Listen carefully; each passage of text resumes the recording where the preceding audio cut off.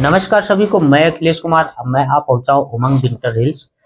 वर्तमान में जो यहाँ की RWA बॉडी है उसका कार्यकाल समाप्त हो गया है और 10 तारीख को चुनाव होने वाले हैं। तो प्रेसिडेंट पद के लिए तैयारी कर रहे हैं और मैं क्या कहूँगा, इस समय इनके शरीर में जो जोश मैंने देखा है, जो उमंग देखी है, जिस तरह की सोसाइटी का नाम है उमंग। तो बाबूजी स्वागत है आपका, और क्या कुछ कहना चाहोगे? मैं ये कहना चाहता हूँ कि इस सोसाइटी में आने के बाद जितने भी यहाँ के रहने वाले लोग हैं, उनको किसी को किसी प्रकार की शांति नहीं है। कई किस्म की दिक्कतें हैं। मेंटेनेंस की बड़ी प्रॉब्लम है। मेंटेनेंस ठीक तरीके से हो नहीं रही। मेंटेनेंस का खर्चा इतना ज़्यादा है। पैसे जिस हिसाब से लिए जा रहे हैं उस हिसाब से साफ सफाई नहीं है। सर्विसेज ठीक नहीं मिल रही हैं। सिक्योरिटी की बड़ी दिक्कत है। सिक्योरिटी गार्ड जो है रात भर सोए रहते हैं। उनको रात को देखो गेट पे भी सोए रहते हैं। सिक्योरिटी की वजह से कई हमारी परेशानियां रोज की हैं और बड़ी तकलीफ में हैं लोग यहाँ पे। और जो वर्तमान वाली जो एसोसिएशन है वो इन चीज़ों को उनको बताने के बाद भी वो कोई इसके ऊपर समस्या का हल नहीं निकाल रहे। बिल्कुल सवाल जब खड़ा होता है, जब 70 प्लस की उम्र में बाबूजी ने उठ खड़े हुए और बोले कि नहीं, मैं इस समस्या का समाधान करूंगा। और ये जो उनकी पूरी टीम है, ऐसा सुनने में आया कि बड़ी ही मेहनती टीम है।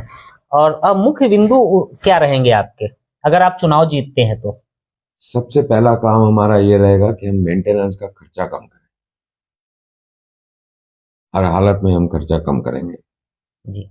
और इसके लिए हमने कई प्लान्स बना रखे हैं, कई चीज़ें सोच रखी हैं। उस हिसाब से हम इसको कम करेंगे। जैसे कि हमारा जो सीवरेज का पानी है वो उसके हमारे तकरीबन बहुत बड़ा खर्चा जो है उसी में चला जाता है हमारा, जो कि ये बिल्डर को करना चाहिए, लेकिन वो सारा खर्चा जो है हमारे सिर पे पड़ता है, यहाँ के लोगों के रहने वाले के सिर पे पड़ता है। और इसी तरह से जो बिजली का खर्चा है वो भी हमारे इस पे आ रहा है सारा।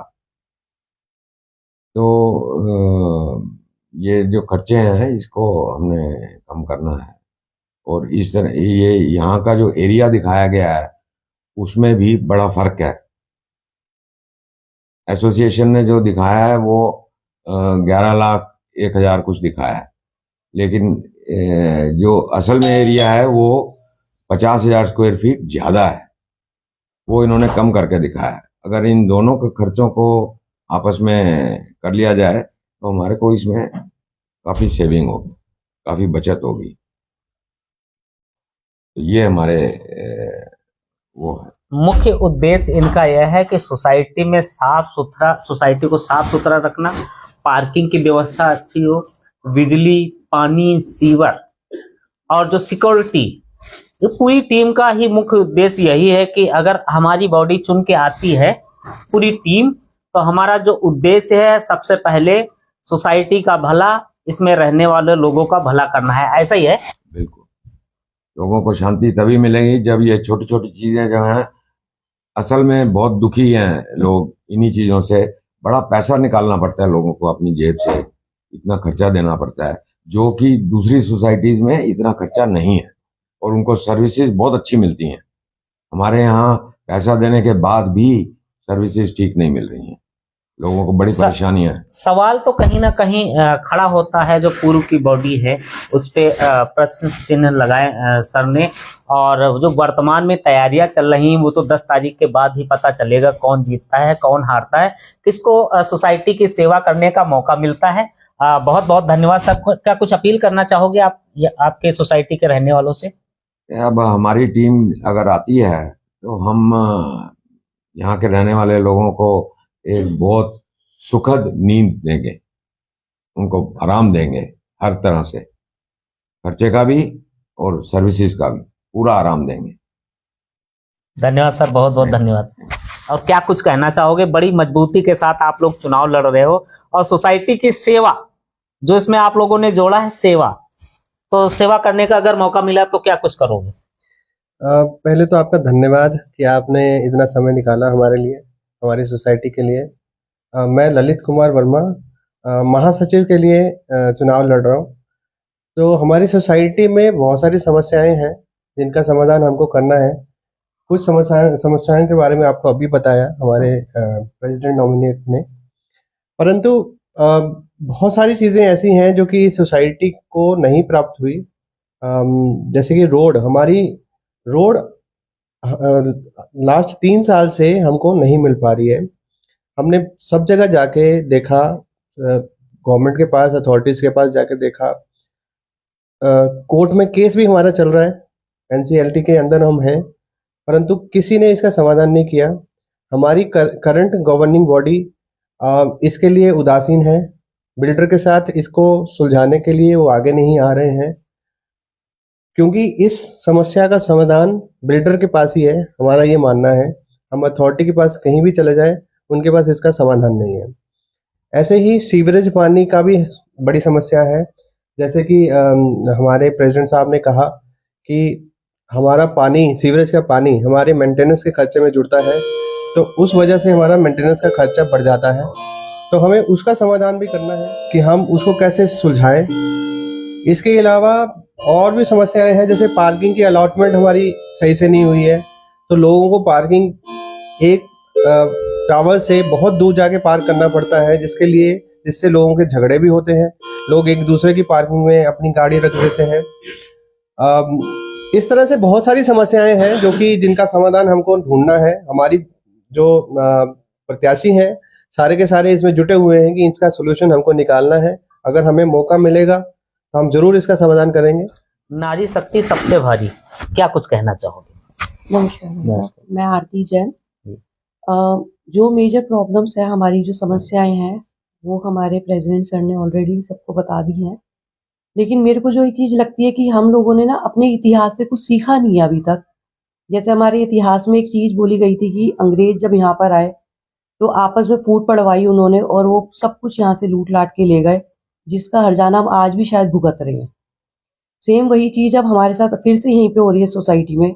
बिल्डर ने हम लोगों को आपस में भिड़वाने की कोशिश कर रही है, जिसमें काफ़ी हद तक वो कामयाब भी हो गए हैं। और हम लोग उसी दुविधा में फंसे हुए हैं कि हम आपस में लड़े या हमें बिल्डर से लड़के हमारा जो हक है उसको हम लोग वापस ले सके। तो हम लोगों को यही कोशिश हम लोग कर रहे हैं कि भाई इस कोशिश में हम लोग कामयाब हो जाए, ज़्यादा से ज़्यादा सोसाइटी में रहने वाले हम अपने साथियों को ये चीज़ बता सके और समझा सके कि बिल्डर हमारे साथ क्या गेम खेल रहा है। क्योंकि जिन चीज़ों के लिए हम लोगों ने ऑलरेडी सब कुछ पे कर रखा है, हमने सारी पेमेंट कर रखी है, और जो सुविधाएं हम लोगों को मिलनी भी चाहिए, जिन पे हमारा हक है, वो हम लोग नहीं मिल पा रहा है हम लोगों को।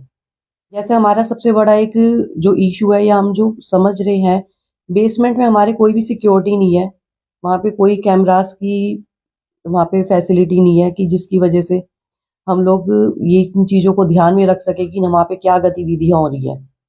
और आने वाले समय में अगर हमने इस पे गौर नहीं किया तो हमें इसकी और भी ज़्यादा भरपाई भुगतनी पड़ेगी।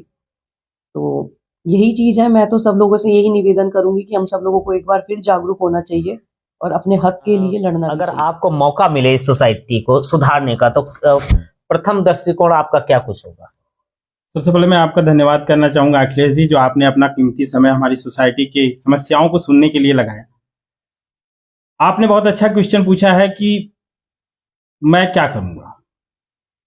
तो मैं यहाँ पे कार्यकारी सदस्य के तौर पे सोसाइटी की सेवा करने के लिए आया हूँ, और इस सोसाइटी में इतने मुद्दे हैं कि मुद्दों को अगर हल करने बैठे हैं तो शायद अगले 5 वर्षीय योजना जो सरकार पहले चलाती थी वो चलाना होगा।